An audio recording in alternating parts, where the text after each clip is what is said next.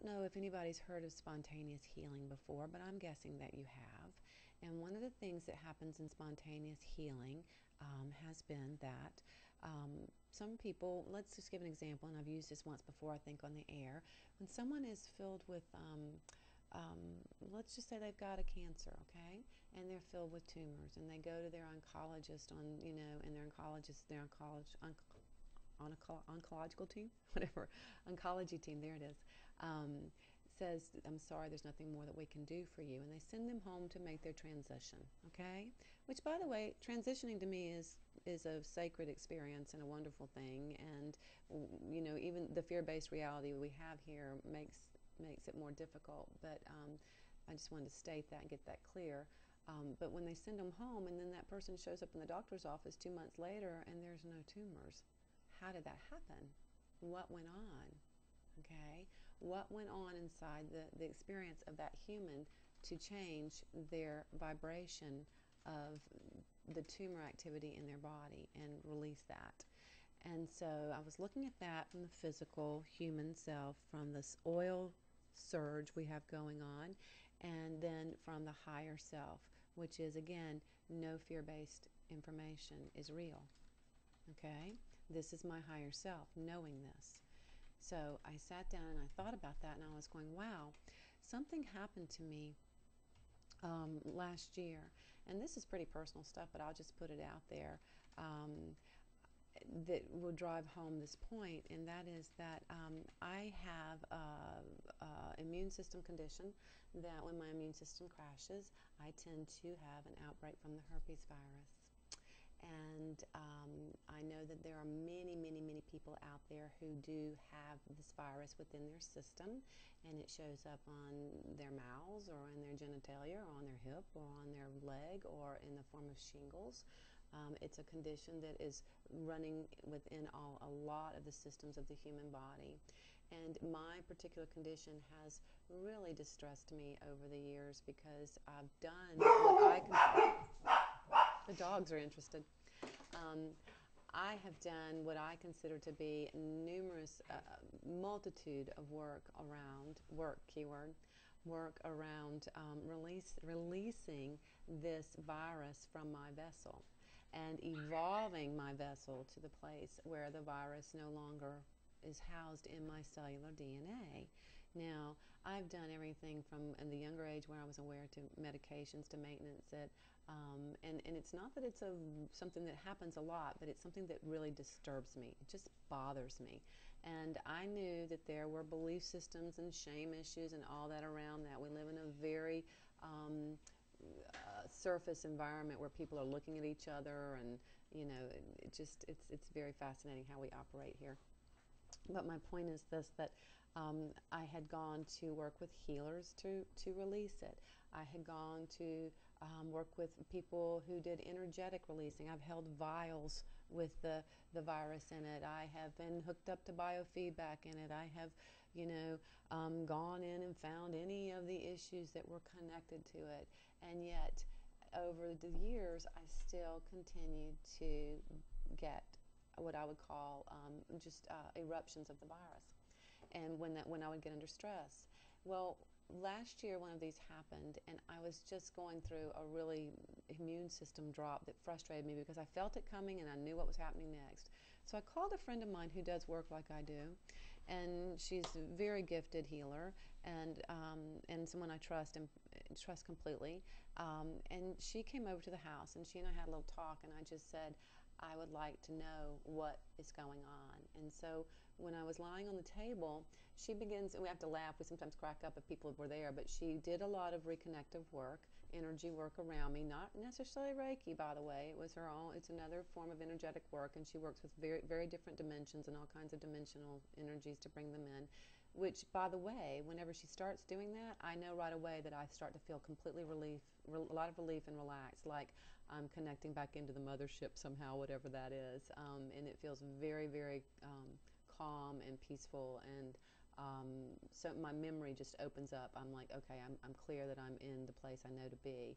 And it's like all my mental dramas and emotional dramas of the earth plane are released, and I'm laying there on the table, and it's almost like I've just got a microphone and my guidance is talking to me. And she starts talking to me about some of the things that they've cleared up. And I was like, yes, I could feel that. I could feel you. I could feel that in my belly, you know. And she's not touching me. She's standing across the room. And by the way, she's a doctor of Oriental medicine. She's an acupuncturist, but she doesn't need the needles. She uses the needles to help people feel more comfortable with it, but she doesn't need them. Um, and she says to me, she comes over after a little while, and I'm in this state now of very clear awareness, but I'm also exceptionally relaxed. So I would call it energetically, I'm very fat. And that's what I call it. I'm just like a Pillsbury Doughboy. I'm fat, and I am in this beautiful womb of awareness and feel very peaceful. And then she comes and she stands at the back of my head, and she says, LeeAnne. And her voice is different because she is channeling this experience, and I am as well. And my voice will change sometimes when I'm working with it. And she says, LeeAnne, do you know what the herpes virus looks like under a microscope? And I said, and she's quietly talking at the top of my head. I'm lying on a massage table. And I said, no. And she said, oh, we wish you could see it. And I said, why? And she said, it's a beautiful constellation of cells. She said, it makes one of the more beautiful constellations of cells, compilations of cells. And I said, really? And they said, yes. And we'd like to ask you if you would take a moment to remember why you gave yourself this gift. And I said, okay, hold on a minute. Let my brain wrap around that. And they said, oh, it doesn't take that much time. You know how to do this. And I said, yeah, but I'm trying. I just want to let my brain have a moment with it.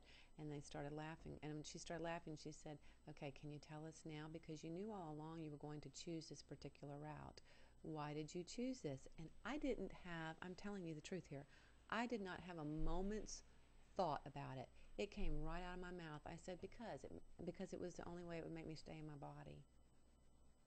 And she said, what? She said, this woman said, what? And I said, it makes me stay in my body. And I had to laugh because on the human self, I was like, wow, that's the truth. I knew it, but it was like a different aspect of me answered it, that I stay, it keeps me in my body. And what you don't know about me, maybe you do, is astrologically, my entire chart is Aquarius. I have every planet in Aquarius. Aquarius is not a physical earth plane. It's an air sign. And the only thing I have tethering me, I literally have a tether, which is a moon in Capricorn, which ties me to a mountain. If I didn't have that, I probably wouldn't have stayed in my body. Brian has laughed and said I would have been a full-blown drug addict or a full-blown mystic. I had two choices, two ways to go. And it's been amazing that the information has come to me throughout my life that kept me from going one direction, but I absolutely went in the other. Either way, I was going to trip the light. Fantastic. That's the joke at our house.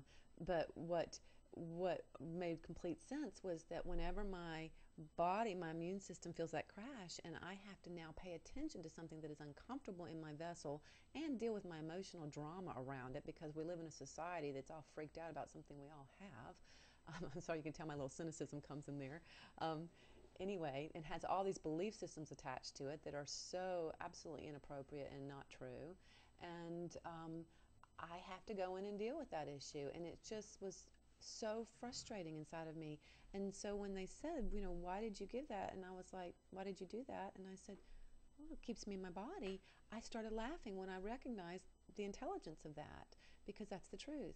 Whenever I'm getting too ungrounded, I get emotional. The drama starts up because I'm not grounding myself, and I'm very intuitive and very empathic, so I'm feeling everybody else's stuff, and I'm losing my boundaries, and I'm not finding my own self in all of this, because I have a gift that makes me intuitive, and I can help people with their own, and that same gift can just suck me down the toilet.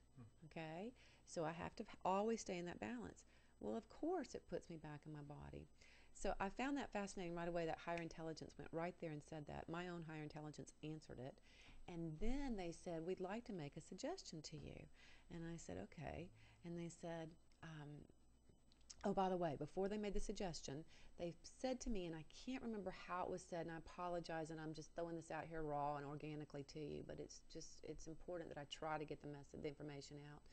They said to me that all of the various things on our planet, this makes me want to weep sometimes, all of the various things on our planet that we are finding we are so distressed about, all the different levels of pollutants and the just the various areas of concern about our ecological experience on the planet.